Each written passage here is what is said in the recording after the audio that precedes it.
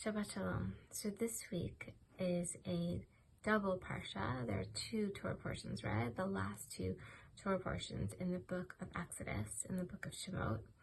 And in addition, this week we're also going to read Parshat HaChodesh, which is about the ushering in of the new month of Nisan. It's about the mitzvah of making new months of Rosh Chodesh.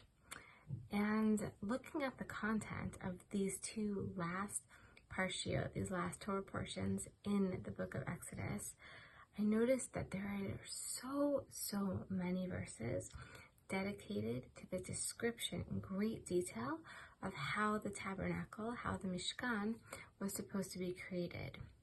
And many commentaries ask the question, why do we spend so many verses on this? We have so many things to talk about, so many details, so many mitzvot in the Torah, and this section really gets a very extensive discussion, and it goes on past these verses, also past these parshiot. So why discuss the building of this dwelling space so extensively?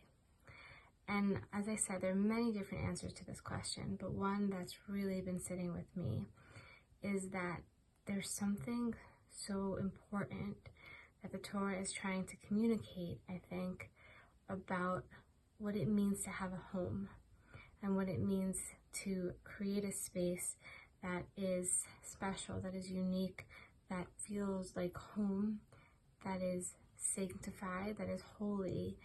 And also I think one for me right now that's really resonating is also the word safe, a home that is safe.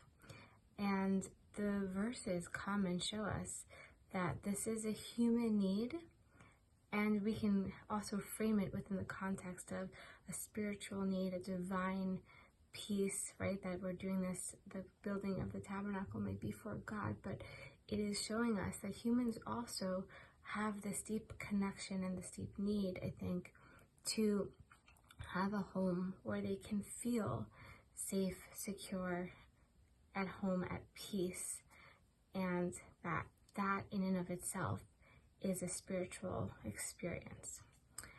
And this really hit home for me this week, because we had a SVIVAH meeting this week, and in the middle of the meeting, Rabbanit Dalia, who's currently in Jerusalem, had to quickly take her computer and go into her ma'amad, into her safe room, because there was a siren, because there was a missile launched. And she had to go into this place, and thank God she was fine, and she kept reassuring us the whole time, I'm fine, let's keep going with the meeting, right, in her resilient way. But it was so striking to just think about how many people right now are in a situation where they don't have a home that is safe and secure. Right? Some people have 15 seconds to get into a shelter. Some people might not have any type of shelter and might be in danger. And there might be people who just don't have that type of dwelling place to begin with.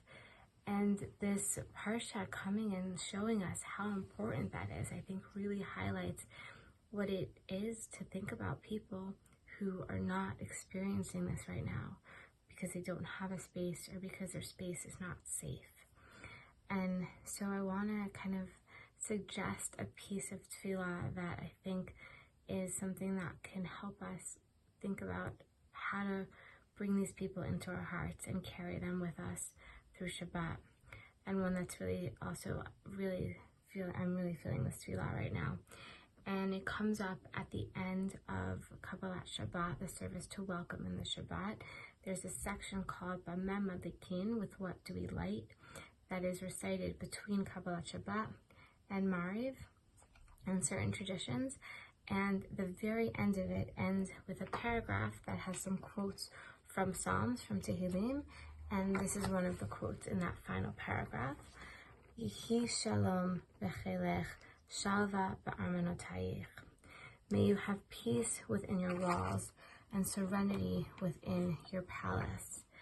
And I don't know that palace just means if you're a royal and it's the royal palace, but I think it means the palace is the home that we create and that we feel like is our sanctified space, is our special space.